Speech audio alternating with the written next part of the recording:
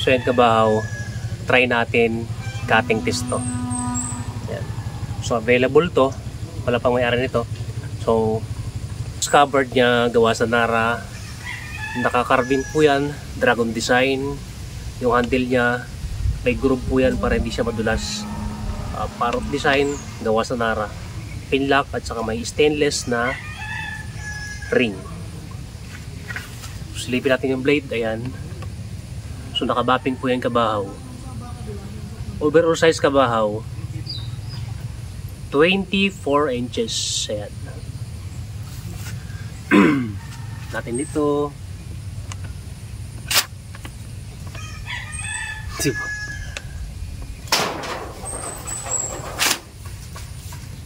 Diba? Matalas talaga siya. Ayan.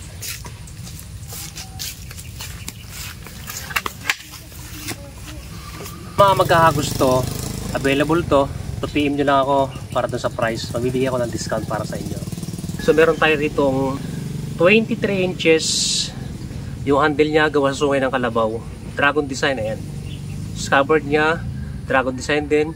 Gawa sa Nara, hardwood, ayan. So naka pinlock po yan, ayan. So naka pinlock po yan kabaw, ayan. Silipin natin yung blade. Ayan po, yung blade niya kabaw. Ayan. So maganda to pang utility, pang bahay, pang display. Pwede to kahit saan kabaw. Ayan. Ayan.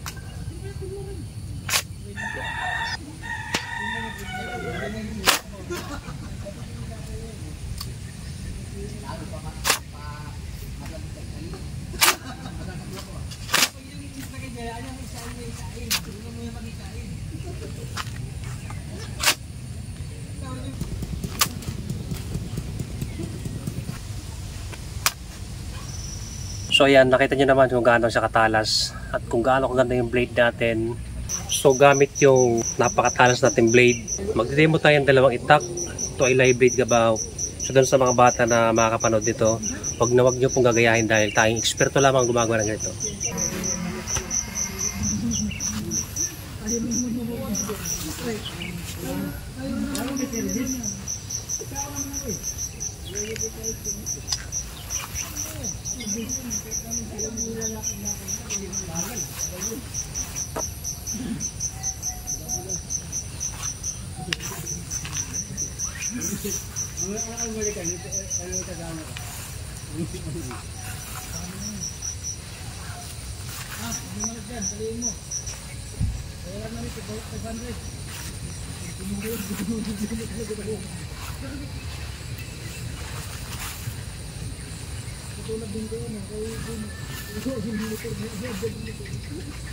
Ayaw tuloy na mag-video. Madaling araw mag-video pa kami dalawa. Ay, diba yun to? Mag-video dito. O kami yun, kahit dalang.